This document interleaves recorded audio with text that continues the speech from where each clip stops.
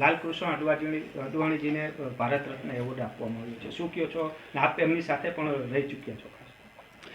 આદરણીય અડવાણીજીને ભારત રત્નથી નવાજવામાં આવ્યા છે. આપણા બધા માટે ખૂબ આનંદ અને ગૌરવની વાત છે, કારણ કે અમે બધા કાર્યકર્તાઓ જેમના નેતૃત્વ નીચે કામ કર્યું એવા અમારા નેતાઓને જ્યારે ભારત રત્ન મળી રહ્યું છે તો અમને એ વાતની ખુશી છે કે દેશ માટે પૂરું જીવન સમર્પિત કરી અને રાષ્ટ્ર માટે જે સેવા કરી છે એ વાતને આજે બધાએ સ્વીકારી છે. એટલે અમારા નેતાઓ ઉપર અમને ગૌરવ થાય છે. આદરણીય અડવાણીજી એમનું સંપૂર્ણ જીવન દેશ માટે સમર્પિત રહ્યું છે. દેશદાઝથી પૂરા ભરાયેલા અડવાણીજી જ્યારે ભારતના ભાગલા પડ્યા ત્યારે તેઓ યુવાન હતા. કરાચીથી એ બધા લોકો હિન્દુસ્તાન આવ્યા અને યુવાન વયથી રાષ્ટ્રીય સ્વયંસેવક સંઘના RSSના સ્વયંસેવક બની પછી પ્રચારક બન્યા. પછી જનસંઘમાં એમને કામ સોંપવામાં આવ્યું.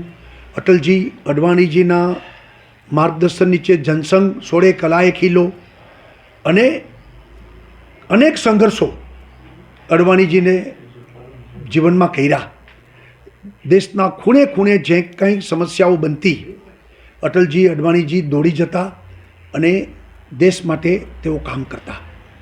લોકશાહી બચાવવા માટે પણ કટોકટીમાં એ 18 મહિના એને કારાવાસ ભોગવો. બેંગ્લોરથી એમની ધરપકડ થઈ હતી અને લોકશાહી માટે તો લડ્યા. અને ત્યાર પછી જે જનતા પાર્ટી બની, મોરારજીભાઈની જનતા સરકાર બની, એમાં પણ અડવાણીજી અને અટલજીનો બહુ મોટો ફાળો હતો. અને ત્યાર પછી જ્યારે ભારતીય જનતા પાર્ટી 1980માં બની એમાં પણ અડવાણીજી અને અટલજીનો ખૂબ મોટો રોલ રહ્યો. એમને જે રામ રથયાત્રા, રામશિલા પૂજન અને અયોધ્યામાં રામ મંદિર, સોગંદ રામ કે ખાતે એ મંદિર વહીં બનાએંગે, આ વાત લઈને તેઓ દેશ આખામાં પરિભ્રમણ કર્યું.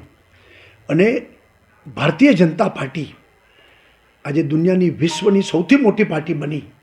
એમાં પણ અડવાણીજીનું ખૂબ મોટું યોગદાન રહ્યું છે. એમનું માર્ગદર્શન રહ્યું છે. ખૂબ શાંત, તીક્ષ્ણ બુદ્ધિ, તીવ્ર બુદ્ધિશાળી વ્યક્તિત્વ એમનું. અને અલગ અલગ વિષય ઉપરના એમના નોલેજ, એમને ઘણા પુસ્તકો પણ લખેલા છે. અને જેને કહીને કે વ્યક્તિ સે બડા દલ, દલ સે બડા દેશ, આ પ્રકારે વાસ્તવમાં અડવાણીજી એમનું જીવન રહ્યું છે. અને અડવાણીજી દેશ માટે ખૂબ કરેલું, રાષ્ટ્ર માટે સેવા કરેલી છે. આજે એમને જ્યારે ભારત રત્નનો એવોર્ડ મળ્યો છે તો ખૂબ આનંદ અને ગૌરવ પણ છે કે અમારા નેતાઓ આ પ્રકારના છે. વિજયભાઈ